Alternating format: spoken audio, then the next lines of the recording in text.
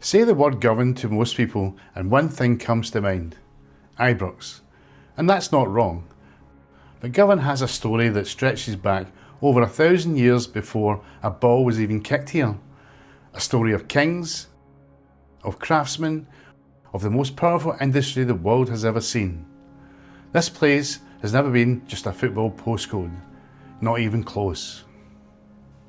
These are the Govan Dry Docks, silent now, overgrown at the edges, still water where ships used to dock. But not long ago, in the grand scheme of things, this was the loudest place in Scotland. At its peak, the River Clyde produced more ships than any other waterway on earth.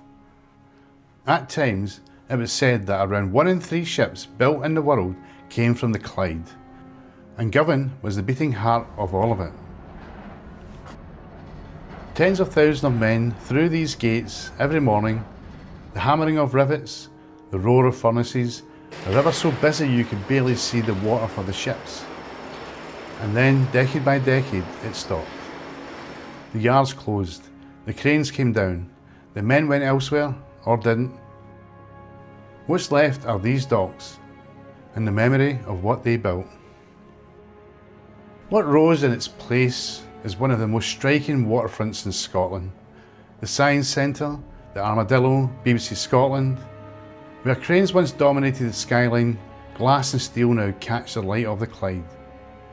A different kind of industry, ideas instead of iron, but the ambition is exactly the same. And moored just along the river, the Waverley. Built just upriver at Point House in 1947, the last sea-going paddle steamer on earth. She still sails.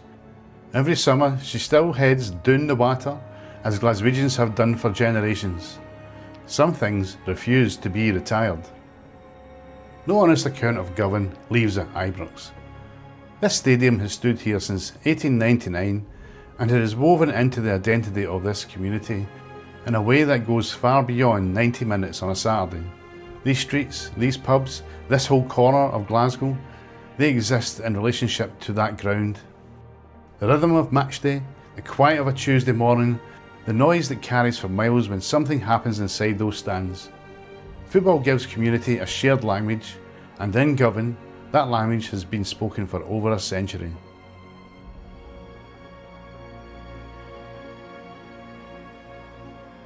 What most people outside Govan don't realise is that this was never supposed to be part of Glasgow at all. Govan was an independent borough, its own council, its own provost, a community with a fierce sense of self that had nothing to do with the city up the road. Glasgow absorbed it in 1912, but absorption and assimilation are different things. Ask anyone here where they're from. The answer's never Glasgow, it's Govan. This site has been associated with Christian worship since around the 6th century. Right here on the banks of the Clyde, before Glasgow existed, before Scotland as we know it existed, and inside that church, something that stops people in their tracks. Viking-age Hogback stones, the largest collection of early medieval sculpture in Scotland. Sitting in a church in Govan that most people in Glasgow have never visited, the wealthy Kingdom of Strathclyde was a natural target for the Vikings. They came first as raiders, then with larger armies, then as settlers. Dumbarton Rock, just a few miles downriver, was besieged by a Viking army in AD 870. And when Viking lords finally settled here in Govan, they left their mark, these stones. They're called hogbacks because of that distinctive curved shape, thought to resemble the back of a pig. But they weren't just grave markers. They may have been carved to represent the wooden longhouses of the Viking rulers who ordered them. Some carry carvings of beasts clasping each end, possibly reflecting pagan Viking beliefs even as Christianity was taking hold. The craftsmanship in these stones is extraordinary, intricate, delicate, made for people who mattered. These were not ordinary grave markers, they belonged to a world of kings, warlords and power. Govan is believed to have been one of the great royal centres of the Kingdom of Strathclyde, one of the most powerful kingdoms in early medieval Britain. While the rest of the country was still being fought over, Kings and warlords were being commemorated here, on this riverbank, in this ground.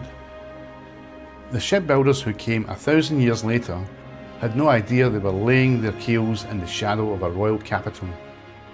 The fans who pour through Ibrox on a Saturday have no idea the kings of Strathclyde once walked this same ground. That's Govan.